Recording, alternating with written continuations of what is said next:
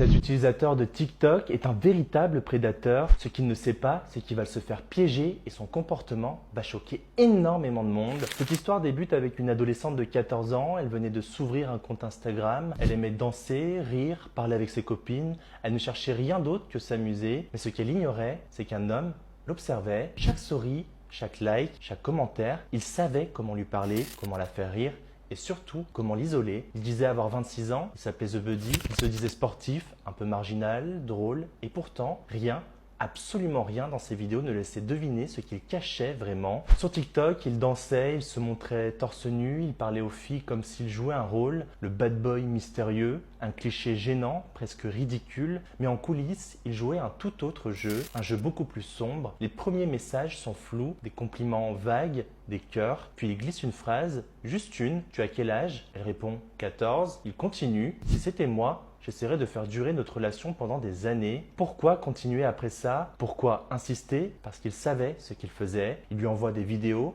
il lui dit qu'elle est belle, qu'il se sent seul, qu'elle le comprend, elle commence à douter, mais il insiste encore et encore, et ce n'était pas la seule. D'autres filles racontent la même chose, toujours le même schéma, toujours la même stratégie. Il choisit des adolescentes les plus naïves, les plus vulnérables, jusqu'au jour où une créatrice décide d'agir. Elle s'appelle BitOG, elle le dénonce publiquement, capture d'écran à la pluie. Elle affirme qu'il parle à des filles de 12 à 15 ans et elle n'est pas seule. D'autres témoins se manifestent, certains ont encore les messages, d'autres ont gardé les vidéos. Alors, The Buddy panique, il nie.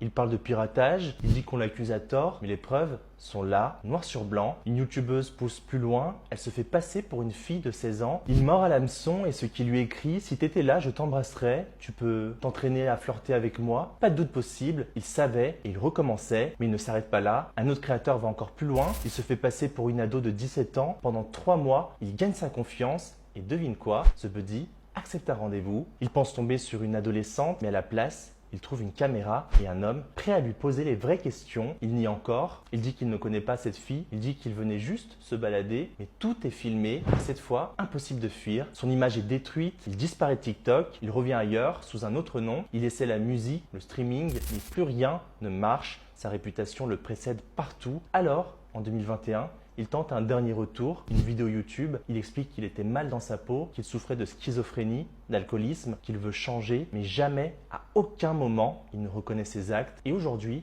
il est toujours libre, jamais condamné, jamais jugé. Le pire dans cette histoire, c'est qu'il pensait être un bad boy alors qu'il avait juste l'air d'un vieux pervers bloqué en 2012.